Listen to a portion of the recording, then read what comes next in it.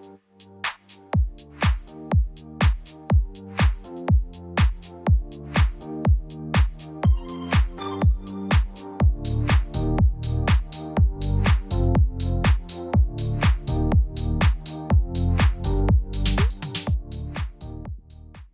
everybody.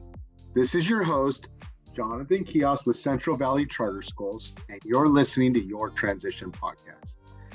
Unfortunately, Blake is out of the studio today, but I'm super excited because we have a familiar face today, and I'm excited to share, or actually to hear from our alumni, Tori, on what their journey has been like in post Central Valley Charter School life.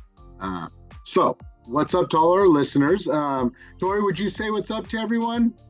Hi, everybody. Yeah, I'm Tori. Y'all probably know me more as Thor. I am an alumni of Yosemite Valley, and my journey has been very exciting since I've jumped off. Yep, we're all good. I'm having fun. Well, thanks for being here. So after graduation, to our listeners, after graduation, we don't wash our hands clean of, our graduating seniors, but they're always a part of the Central Valley family. With that comes career support. We offer resume writing, cover letter writing, job search help, interviewing support, and much more. We also have office hours and an alumni newsletter and much, much more. So this is our second year, really building this alumni network, and we're so proud of students family members like Tori, and of how we can continue to build this network. So your success is truly our success, and so I'm so excited because Tori's going to get to share how they're crushing it after Central Valley Charter School. So we are going to jump right in to some of the questions that we have. I don't want to steal your thunder, so we're just going to jump right in. Is that all good? Great. Let's go. All right. So good to see you. First question. First off, we just want to give you a great big heartfelt thank you for being here, and a great big happy Thanksgiving. So to start things off, we have a couple seasonal fun questions, and then we'll get into the more meat and potatoes, or turkey and potatoes, if you will. So turkey and stuffing. So right out of the gate, what are you thankful for? I know you couldn't be with us in studio today. I see a big wreath in your background. I sense that your home is really festive right now. Let's just jump right into, what are you thankful for? I have many people that I am deeply indebted to, multiple teams of really talented individuals. But in the end, I feel that the person I owe the most to is my mother. Lex Crump is a teacher at Yosemite Valley Charter School right now. And probably many people, and certainly almost all homeschoolers, if not all of them, definitely thank their parents first. But I should probably add that many, many other people have my mother at the tops of their lists as well. She is a really incredible person. So yeah, my mother. I second that. I was able to meet her at our back to school training. I think it was in August. That was where we learned that, hey, you're one of our alumni who's really crushing it. So, okay, next important question. All right, this is a big one. What's your favorite Thanksgiving food? What you going for?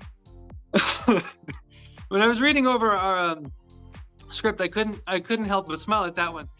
I have a very unorthodox answer to that question. Very, very few people know this. Probably maybe less than 5 people before this podcast knew this. I actually don't like traditional Thanksgiving food much at all. Okay. At any of it. My family has roots as broad as Greece all the way to South Africa, as small as we are. But the best cooks in my family have always been Mexican. So growing up, we had more tamales than turkey. Now, whenever mom takes me to a Friendsgiving celebration, I'm often disappointed, to be honest. I'll eat it, you understand, but turkey is, it's just so dry. It's not chicken. And like, if you cook it the wrong way, it's just no good. Stuffing is okay, but like, it doesn't have that same specialness to me. It's kind of interesting. Very unorthodox answer. Well, Sorry if I disappointed you there. No, well, when you said tamales, automatically I thought, what time should I be over? Because sign me up for tamales. And we had all kinds of things. Yeah, not just tamales. I love it. Okay, so like moving right along to like some of the more serious questions. Right. What have you been up to since graduation? So you graduated this year. What's been going on as far as like, I want to know it all. I want to know work. I want to know, career, school. That's right. What does post-secondary life look like? I have lost absolutely no time whatsoever. I have secured already a high-paying internship in Fresno City Hall. I spend as much time as I can there, getting my foot as firmly in the door as I can reach it. That basically means trying to not only do an excellent job at work at City Hall, but also trying to impress as many people as possible. I'm a very competitive employee in a positive sense. I'm not competitive in the way that like I have to be better than everyone else. I'm competitive in the fact that I want to, make my team and look good as a whole. But it's really important for me to be remembered because I want to come back. So as well as that, I've already developed an educational plan with my team as well as all of my new contacts in City Hall for getting and paying for a business degree with an emphasis on IT to begin my long-term career as a programmer. Now, my dad, as a matter of fact, works at City Hall as well. And his department is called ISD. That stands for Information Services Department. That's where I want to work as a programmer. That's how my dad started. That's on the ground floor of City Hall, so it's kind of fancy, ground floor. Wow. That's my professional life. All of that is a very intricate means to fund my real calling. I'm good at everything I put myself towards, at least I think so. I try to be. But what I am naturally is an author. I've already begun my process of you could think of it having two lives, a predictable life at work and school, where I'm productive and do my best to seem like a model employee, making connections and being really dependable. And also, a madly creative life at home with my keyboard. I have a website now where I publish select works. And that's pretty much what I'm doing right now.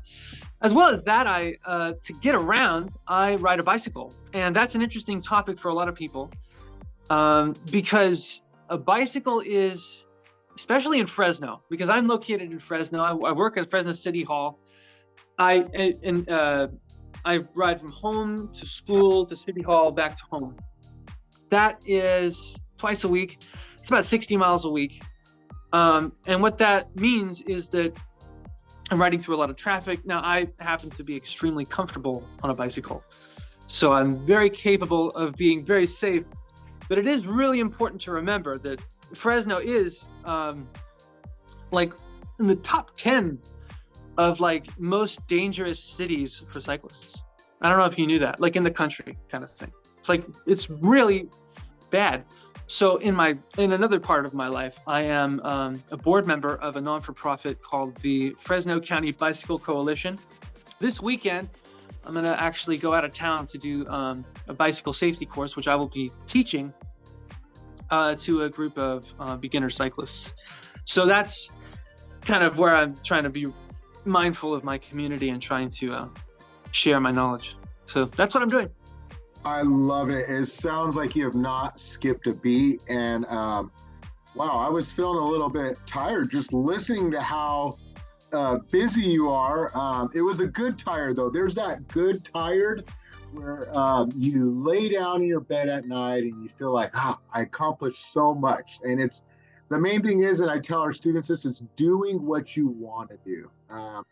I'd rather do what I want to do and feel that peace than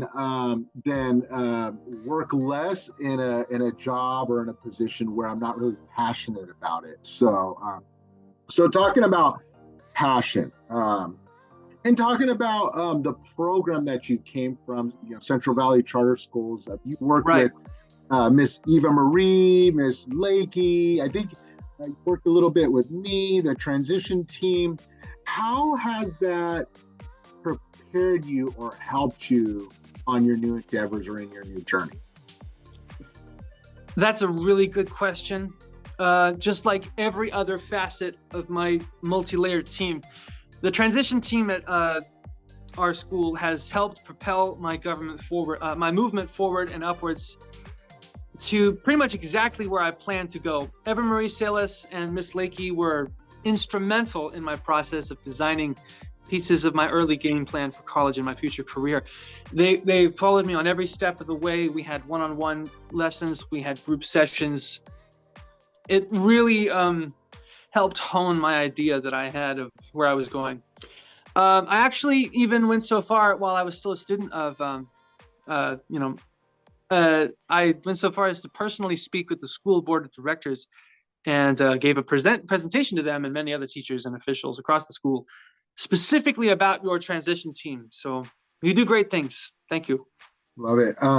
So last year, and not just last year, we talked about it this year too. We talked about this idea of personal branding, that you are your own personal brand. And that's been kind of a theme that we talked about on last year's podcast. And then many of our teachers talked about, branding and selling yourself. Can you provide any personal branding or selling yourself tips? Because you obviously, you have all these things going for you. There was a component of, hey, you really sold yourself. Can you provide some tips on how students who are just starting out, like how they can sell themselves and really have that influential and positive personal brand? Yes. So for my journey, I'm starting as an intern. So for me, I'm starting as an intern at a place that I later want to be remembered so that I have a higher chance of getting actually hired as an employee. So one of the most amazing ways to make sure that everyone knows that you're capable enough to do a difficult job is to do a difficult job and make them see it. So I feel it is hugely important to have a predictable face for yourself in the world. One's personal brand should reflect something of what you want to accomplish. So like I said, personally, in this stage of my life, I want to be as present and recognizable in my professional career as possible so that they can remember me in the future. One way that I personally achieve this, I'll go through several different ways, but the way I personally achieve this is interesting. It's through my name. A lot of people now call me Tori, as a matter of fact, but the name Thor, which I've always gone by, it happens to be extremely memorable.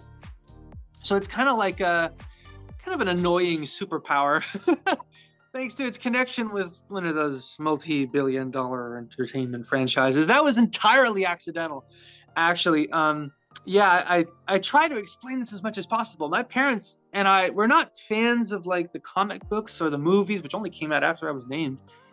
So in my personal life, it's kind of annoying to have like this link to this entirely separate thing. I am not the great and mighty Thor. I am Thor. So of course, I'm still God of Thunder though, just to be clear. But it's very memorable. I actually normally find that connection kind of annoying, but in a pinch, it can be hugely effective to have a memorable name. If you can find a way to make people remember you explicitly with a very positive connection, people will turn back to you far more often. So there are other ways to do this without having to be named kind of strangely. Another way that I do it often, I don't have them on my belt loop right now, but one thing that I like to do is have pieces of myself that are memorable.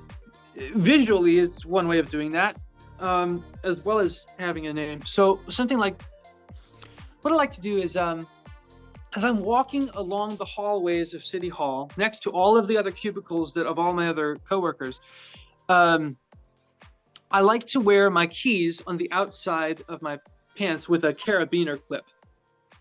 And what I do there, my only goal is to be very memorable. So I'm talking to people, I'm trying to use their names, they're using my name, but all the time there's this little jingle. It's kind of an interesting trick. So as I walk around through the hallways, it's not very loud, but there's a jingle, right? And as I walk past, people know, oh, that's Thor. They're using that name, they're referencing that name connected to something very specific. There's other ways of doing it as well. If you work in something that is not something where you kind of have to go in a button-up like I do, something you might like to try is having a haircut that is memorable. So in a more casual work environment, like for instance, perhaps, you know, some sort of grocery store or something like that, some other beginner job. What might be fun in your personal brand is to not go crazy, but you could have an interesting color of hair. And then, of course, as you're making connections in this area, people recognize you for this color of hair or any other visual aspect of yourself. So my strategy is very aggressive, though, because I want to be very memorable. So I have to be very professional. If you have a job that you don't have to be very professional, like Mom has, for instance, a student who really wants to be a car mechanic. That's a very profitable job sometimes because, you know, it's people who own cars, I guess, spend a lot of money on cars. I wouldn't know because I ride a bicycle. But anyway, what he does is he has a very interesting way of speaking. And it's very memorable, and you know, he has a bit of a persona.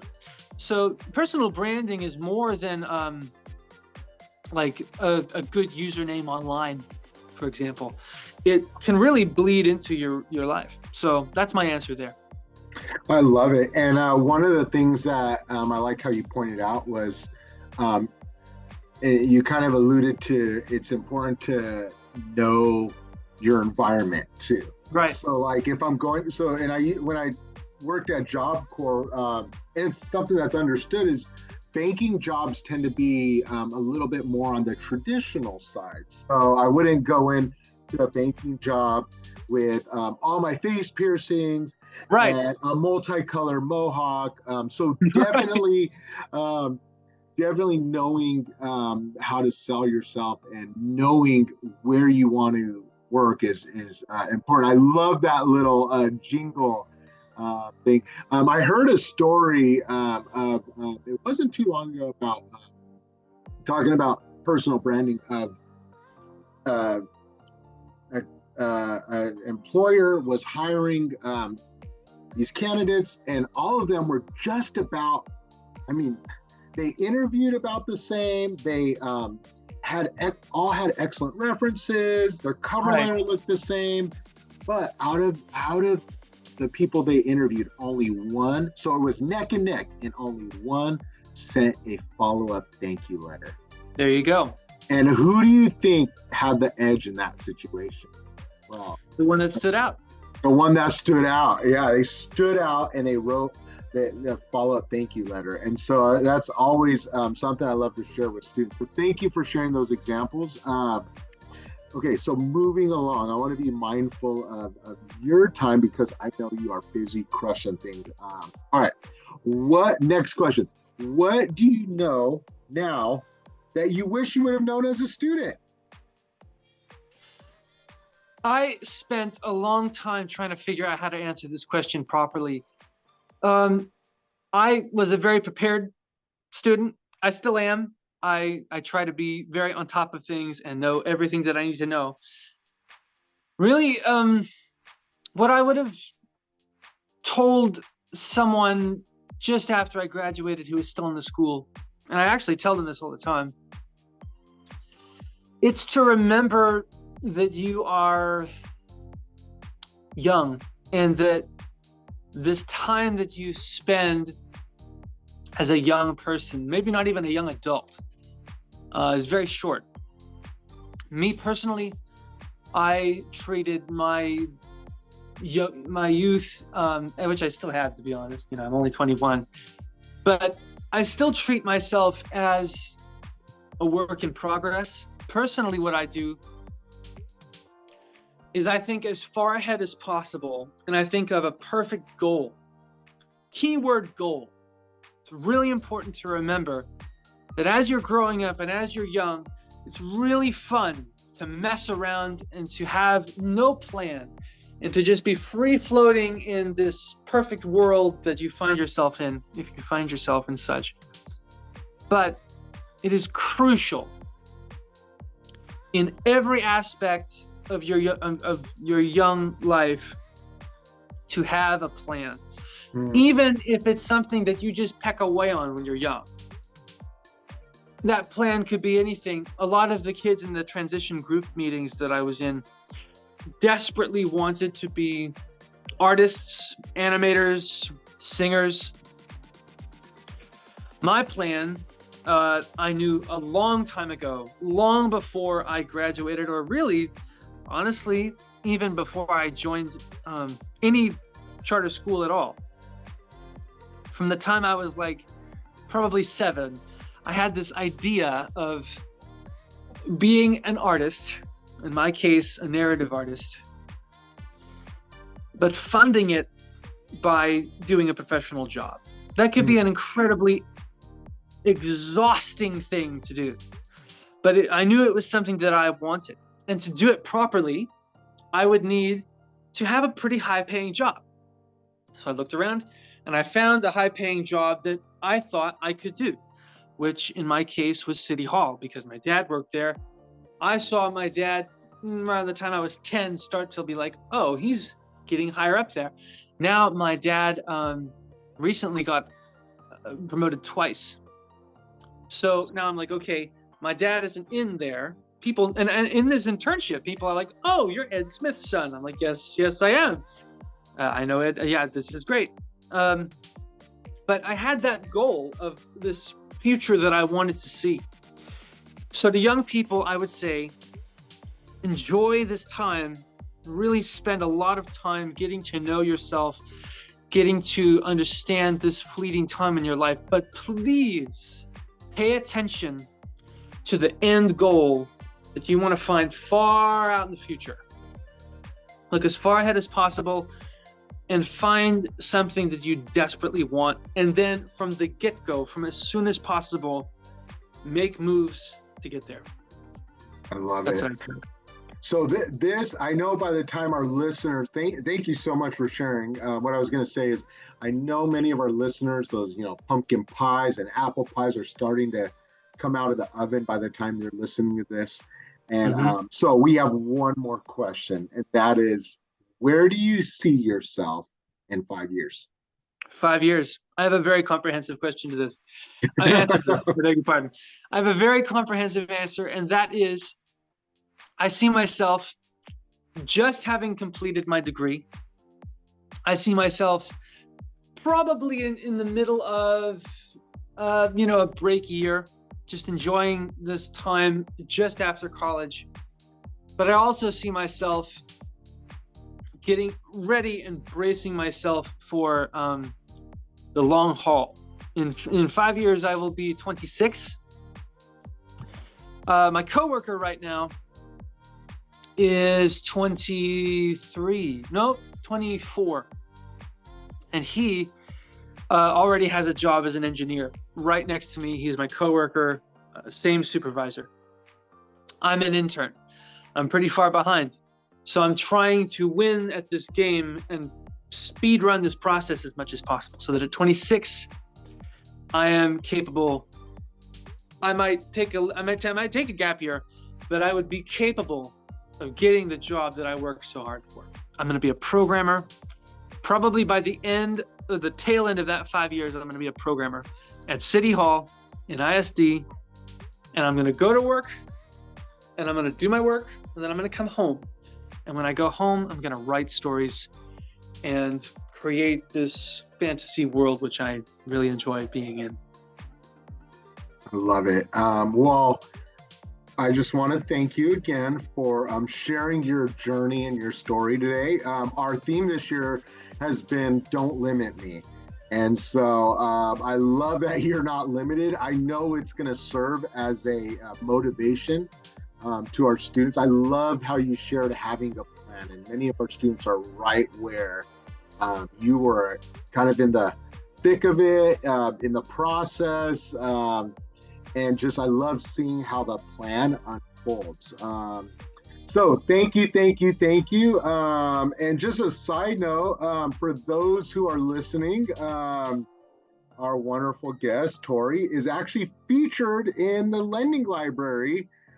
We have an alumni wall with lots of resources on little QR codes where you could just go up and take a picture of with your phone, and it'll come up with resources that you can use for college or career readiness. And then you get to see just a picture of Tori with a brief little, I think it's like a paragraph or two, just kind of sharing some of the things that we talked about today. And so be sure to check it out.